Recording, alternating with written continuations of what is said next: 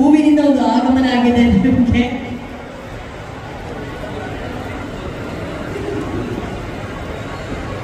ನಾವು ತುಳುನೇ ಮಾತಾಡೋದು, Tulu. Welcome Radhika ma'am, welcome. ಬನ್ನಿ ಚಪ್ಪಾಳೆ ರಾಧಿಕಾ ಕುಮಾರಸ್ವಾಮಿ ಅವರಿಗೆ. ಎಲ್ರಿಗೂ ನಮಸ್ಕಾರ. ನಿಮ್ಮನ್ನೆಲ್ಲ ನೋಡಿ ಬಹಳ ಖುಷಿ ಆಗ್ತಾ ಇದೆ. ಮೋಸ್ಟ್ಲಿ ಇವತ್ತು ಇವ್ರು ಇರಲಿಲ್ಲ ಅಂದ್ರೆ ನಾನು ಇಲ್ಲಿ ಇರ್ತಿರ್ಲಿಲ್ಲ. ಯಾಕೆ ಗೊತ್ತಾ, ಒಂದು ಫ್ಲಾಶ್ ಬ್ಯಾಕ್ ಇದೆ. 2 ನಿಮಿಷ ಟೈಮ್ ಕೊಟ್ಟರೆ ಹೇಳ್ತೀನಿ, ಜಾಸ್ತಿ ಟೈಮ್ ತಗೊಳ್ಳಲ್ಲ. ಯಾಕಂದ್ರೆ ಎಲ್ಲ ಭಯಪಡ್ತಾ ಇರ್ತಾರೆ, ಇವ್ರು ಎಷ್ಟಪ್ಪ ಮಾತಾಡ್ತಾರೆ ಅಂತ. ಈ ಸಿನಿಮಾ ರಿಲೀಸ್ ಮಾಡಬೇಕು ಅಂತ ನಾನು ಪ್ಲ್ಯಾನ್ ಮಾಡಿದ್ದು ಯಾವತ್ತು ಅಂದರೆ, ಬ್ಯಾಂಗ್ಳೂರು ಏರ್ಪೋರ್ಟಲ್ಲಿ ನಾನು ಹೊರಗಡೆ ನಡ್ಕೊಂಡು ಬರ್ತಾ ಇದ್ದೆ. ಇಬ್ಬರು ಫ್ಯಾಮಿಲಿ, ಅವ್ರು ಏನಂತ ಗೊತ್ತಿಲ್ಲ, ಅವರಲ್ಲಿ ಏನೋ ಒಂದು ಪವರ್ ಇತ್ತು. ಒಂಥರ ಅವ್ರನ್ನ ನೋಡುವಾಗ ನನಗೆ ಅವ್ರ ಮಾತನ್ನ ಕೇಳಿ ಇವ್ರಿಗೆ ಎಷ್ಟೊಂದು ನನ್ನ ಮೇಲೆ ಅಭಿಮಾನ ಇಟ್ಕೊಂಡಿದ್ದಾರೆ, ಪ್ರೀತಿ ಇಟ್ಕೊಂಡಿದ್ದಾರೆ ಅಂತ ಅವ್ರ ಮಾತಲ್ಲಿ ನನಗೆ ಗೊತ್ತಾಯಿತು. ಅವ್ರು ಮೀಟ್ ಮಾಡಿ ಬಂದಾದ್ಮೇಲೆ ಮನೆಯಲ್ಲಿ ನಾನೊಂದು ರಾತ್ರಿ ಎಲ್ಲ ಯೋಚನೆ ಮಾಡಿದ್ದೀನಿ. ಹೌದಲ್ವಾ, ನಾನು ಒಳ್ಳೆ ಸಿನಿಮಾ ಮಾಡಿದ್ದೀನಿ, ನಾನು ಯಾಕಂದ್ರೆ ರಿಲೀಸ್ ಮಾಡೋಕ್ಕಾಗ್ತಾ ಇಲ್ಲ. ಯಾಕಂದರೆ ಈ ಬೈರಾದೇವಿ ರಿಲೀಸ್ ಮಾಡೋಕ್ಕೆ ಬಹಳ ಅಡೆತಡೆಗಳು ಬರ್ತಾ ಇತ್ತು. ಏನೇ ಮಾಡಿದ್ರು ರಿಲೀಸ್ ಮಾಡಬೇಕು ಅನ್ಕೋಬೇಕಂತ ಶೂಟಿಂಗ್ ಹೋಗುವಾಗ ಬಹಳಷ್ಟು ತೊಂದರೆಗಳನ್ನ ನಾವು ಫೇಸ್ ಮಾಡಿದ್ವಿ. ಹಾಗೆ ರಿಲೀಸ್ ಮಾಡಬೇಕು ಅನ್ನೋ ಟೈಮಲ್ಲೂ ಕೂಡ ತುಂಬ ತೊಂದರೆಗಳು ಬರ್ತಾ ಇತ್ತು. ಸೊ ನಾನು ಅಂದ್ಕೊಂಡೆ, ಸರಿ ಯಾವಾಗ ಟೈಮ್ ಸಿಗುತ್ತೆ ನಮಗೆ ಆ ಟೈಮಲ್ಲಿ ರಿಲೀಸ್ ಮಾಡೋಣ ಅಂತ ಯೋಚನೆ ಮಾಡ್ತಾ ಇದ್ದೆ. ಸೊ ಅವ್ರ ಮಾತು ಕೇಳಿದ ಮೇಲೆ ನೆಕ್ಸ್ಟ್ ಡೇನೇ ನಾನು ನಮ್ಮ ಅಣ್ಣನಿಗೆ ಹೇಳಿದೆ, ನಾವಿನ್ನು ಡಿಲೇ ಮಾಡೋದು ಬೇಡ, ನಮ್ಮ ಸಿನಿಮಾ 1 ತಿಂಗಳ ಒಳಗಡೆ ರಿಲೀಸ್ ಆಗಬೇಕು ಅಂತ ಅವತ್ತು ಡಿಸಿಷನ್ ತಗೊಂಡಿದ್ದು. ನನ್ನ ಜೀವನದಲ್ಲಿ ಆ ಇಬ್ಬರು ಗಂಡ ಹೆಂಡತಿ ಏನು ನನ್ನ ಅವತ್ತು ಆ ಮಾತು ಹೇಳಿದ್ರು, ಇವಾಗ ನನಗೆ ಅನಿಸ್ತಾ ಇದೆ ನನ್ನ ಜೀವನದಲ್ಲಿ ಅವರು ಬೈರಾದೇವಿ ಅಂತ. ಬೈರಾದೇವಿ ಅಂದರೆ ಬೈರ ಅಂದರೆ ಈಶ್ವರ, ದೇವಿ ಅಂದರೆ ಪಾರ್ವತಿ. ನನ್ನ ಜೀವನದಲ್ಲಿ ಅವರು ಬಂದು ಒಂದು ಒಳ್ಳೆ ಡಿಸಿಷನ್ ತಗೊಳ್ಳೋ ಥರ ಒಂದು ಪ್ರೇರಣೆ ಕೊಟ್ಟು ಹೋದರು. ನೀವೆಲ್ಲೇ ಇದ್ದು ಸಂತೋಷವಾಗಿರಿ, ನಿಮಗೆ ಒಳ್ಳೇದಾಗಲಿ ಅಂತ ನಾನು ಆಶಿಸ್ತೀನಿ.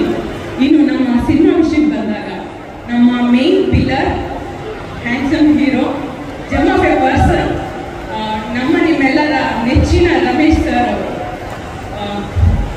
ಈ ಸಿನಿಮಾದಲ್ಲಿ ಒಂದು ಅದ್ಭುತವಾದಂಥ ಒಂದು ಪಾತ್ರ ಮಾಡಿದ್ದಾರೆ. ಪಾತ್ರದ ಬಗ್ಗೆ ನಾವು ಯಾರು ಇವತ್ತು ರಿವೀಲ್ ಮಾಡೋಕ್ಕಾಗಲ್ಲ. ಬಟ್ ಅವ್ರು ಈ ಸಿನಿಮಾ ಒಪ್ಕೊಂಡಿದ್ದಕ್ಕೆ ಇವತ್ತು ಬೈರಾದೇವಿ ಅನ್ನೋ ಒಂದು ಸಿನಿಮಾ ನಾವು ಸ್ಟಾರ್ಟ್ ಮಾಡಿದ್ದು. ಅವ್ರು ಡೇಟ್ ಕೊಡದೇ ಇದ್ದಿದ್ರೆ ಮೋಸ್ಟ್ಲಿ ನಾವು ಈ ಸಿನಿಮಾ ಮಾಡ್ತಾ ಇರಲಿಲ್ಲ. ಯಾಕಂದ್ರೆ ಅಷ್ಟು ಅದ್ಭುತವಾದಂಥ ಪಾತ್ರ ನೀವೇ ಬೇಕಿತ್ತು ಆ ಪಾತ್ರಕ್ಕೆ.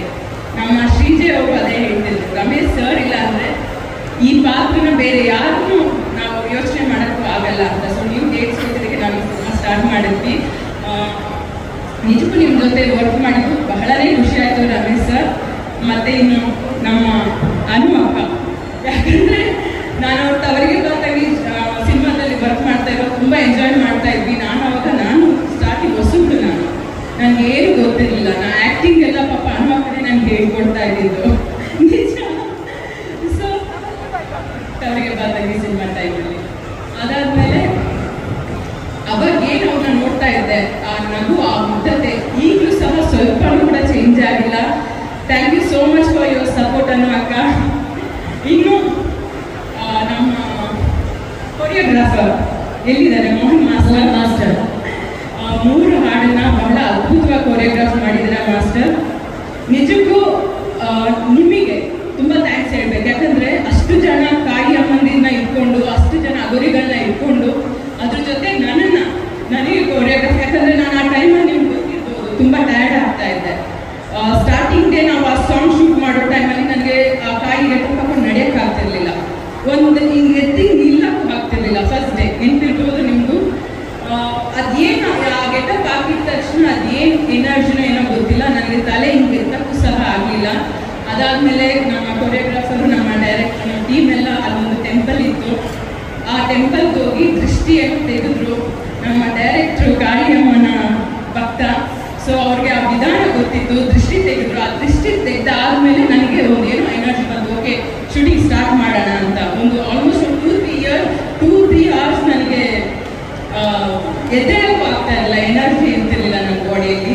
ಸೊ ಅದು ಅಲ್ದಿರ ಅವ್ರಿಗೆ ಇವತ್ತು ಹುಷಾರಿರಲಿಲ್ಲ, ಜ್ವರ ಬಂದಿತ್ತು ಅಂತ ಹೇಳಿದ್ರು ಪಾಪ.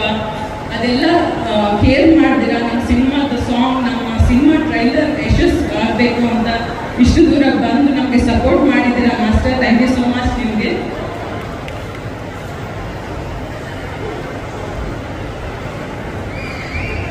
ಇನ್ನು ಮುಖ್ಯ ಡೈರೆಕ್ಟರ್ ಇದ್ದಾರಲ್ಲ, ಕ್ಯಾಪ್ಟನ್ ವರ್ಷಿಪ್. ಶ್ರೀಜಯ್ ಅವರು ಮೋಸ್ಟ್ಲಿ ಅವತ್ತೊಂದು ದಿವಸ ನಮ್ಮ ಮನೆಗೆ ಬಂದು ಆ ಕತೆ ಹೇಳ್ತಾ ಇದ್ದಿದ್ರೆ ಈ ಪಾತ್ರ ನನ್ನ ಕೈಯಲ್ಲಿ ಮಾಡೋಕ್ಕಾಗ್ತಿರ್ಲಿಲ್ಲ ಅನ್ಸುತ್ತೆ. ಬಟ್ ನಿಮ್ಗೊಂದು ನಾನು ಮಾತು ಹೇಳಿದ್ದೆ, ಈ ಸಿನಿಮಾ ಸಕ್ಸಸ್ ಆದ್ರೆ ನೆಕ್ಸ್ಟ್ ನಾನು ಬೇರೆ ಯಾವುದೋ ಸಿನಿಮಾ ಮಾಡ್ತೀನಿ, ಈ ಸಿನಿಮಾ ಜನರಿಗೆ ಇಷ್ಟ ಆಗಿಲ್ಲ ಅಂದರೆ ನಾನು ಇಂಡಸ್ಟ್ರಿಯಿಂದ ದೂರ ಹೋಗ್ತೀನಿ ಅಂತ ಹೇಳಿದ್ದೆ ನಾನು. ಇದು ಜನರಿಗೆ ಇಷ್ಟ ಆದರೆ ನನ್ನ ನೆಕ್ಸ್ಟ್ ಸಿನಿಮಾ ಜರ್ನಿ ನಾನು ಸ್ಟಾರ್ಟ್ ಮಾಡ್ತೀನಿ, ಇಲ್ಲಾಂದರೆ ನಾನು ಆ್ಯಕ್ಟ್ ಮಾಡೋ ಸಿನಿಮಾ ಇದೇ ಕೊನೆಯದಾಗಿರುತ್ತೆ. ಅಯ್ಯೋ ಹಂಗೆಲ್ಲ ನೀವು ಯಾರು ಹೇಳ್ಬಾರ್ದು ಇಲ್ಲ ಅಂದರೆ ನನಗೆ ನನ್ನ ಮೇಲೆ ನಂಬಿಕೆ ಇಟ್ಟು ನನಗೆ ಪ್ರೋತ್ಸಾಹ ಕೊಟ್ಟು ನನಗೊಂದು ಇಂಥ ಪವರ್ಫುಲ್ ಕ್ಯಾರೆಕ್ಟರ್ ನನ್ನ ಹತ್ರ ಮಾಡಿಸಿದ್ದಾರೆ. ಇದು ನನ್ನ ಜೀವನದಲ್ಲಿ ಒಂದು ದೊಡ್ಡ ಯಶಸ್ಸು ಸಿನಿಮಾ ಆಗುತ್ತೆ ಅನ್ನೋ ನನಗೆ ನಂಬಿಕೆ ಇದೆ. ಅಷ್ಟೇ ಅಲ್ದಿರ ನನ್ನ ಸಂಸ್ಥೆಯಿಂದ ಒಂದು ಒಳ್ಳೆಯ ಕುಟುಂಬ ಸಮೇತ ನೋಡುವಂಥ ಒಂದು ಸಿನಿಮಾ ಇದು. ಡೈರೆಕ್ಟ್ರು ಆ್ಯಕ್ಚುಲಿ ಕಂಪ್ಲೀಟ್ ಕ್ರೆಡಿಟ್ ನಮ್ಮ ಡೈರೆಕ್ಟ್ರ್ ಅವರಿಗೆ ಸಲ್ಲಬೇಕು. ಇಲ್ಲ ಕ್ಯಾಪ್ಟನ್ ಆಫ್ ದ ಶಿಪ್ ಅಂತ ಹೇಳಿ ಮಾತಾಡ್ತೀರ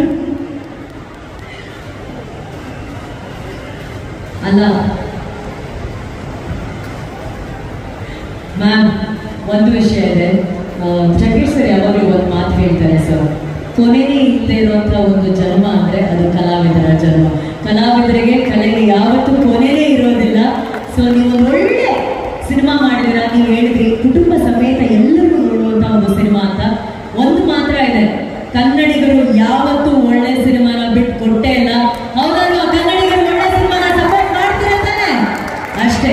ಈ ಸಿನಿಮಾ ಚೆನ್ನಾಗಿದೆ ಅಂತ ನೀವು ಹೇಳ್ತಿದ್ರ ಆದ್ಮೇಲೆ ಕನ್ನಡಿಗರು ಬಂದೇ ಬರ್ತಾರೆ. ಎಲ್ಲಕ್ಕಿಂತ ಹೆಚ್ಚಾಗಿ ನವರಾತ್ರಿ ಟೈಮಲ್ಲಿ ಬಿಡುಗಡೆ ಮಾಡ್ತಿದ್ದೀರಾ.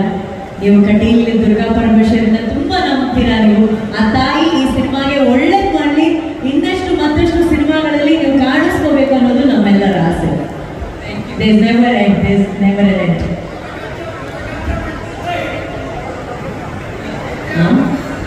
ಕೊರಗಜ್ಜ ಕೊರಗಜ್ಜ ಖಂಡಿತ ಒಳ್ಳೇದು ಮಾಡೇ ಮಾಡ್ತಾರೆ. ಒಂದ್ ಸ್ವಲ್ಪ ನೀರು ಕೊಡಿ.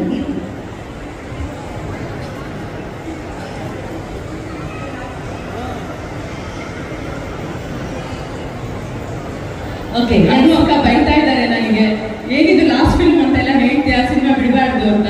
ಇಲ್ಲ ಅನ್ನುವಾಗ ಏನಂದ್ರೆ, ನಾನು ಈ ಸಿನಿಮಾ ತುಂಬಾ ಕಷ್ಟ ಬಿದ್ದಿದ್ದೀನಿ, ತುಂಬಾ ತೊಂದರೆಗಳನ್ನ ಅನುಭವಿಸಿದ್ದೀವಿ ನಾವು. ನನಗೆ ಒಂದೊಂದ್ಸಲ ಅನ್ಸುತ್ತೆ, ಹಲವರು ಯಾಕೆ ಇಷ್ಟೊಂದು ಕಷ್ಟ ಬೀಳ್ತೀವಿ ನಾವು ಅಂತ. ಒಂದು ಸಿನಿಮಾ ಮಾಡುವಾಗ ನಾವು ಮಾತ್ರ ಅಲ್ಲ, ಎಷ್ಟು ಇವತ್ತು ನಾವು ತುಂಬಾ ಜನರು ಎಷ್ಟು ಹೇಳಕ್ ಆಗ್ತಾ ಇಲ್ಲ. ತುಂಬಾ ಜನ ಟೆಕ್ನಿಷಿಯನ್ಸ್, ತುಂಬಾ ಜನ ಇದಕ್ಕೆ ಕಷ್ಟ ಬಿದ್ದಿದ್ದಾರೆ ಸಿನಿಮಾಗೆ.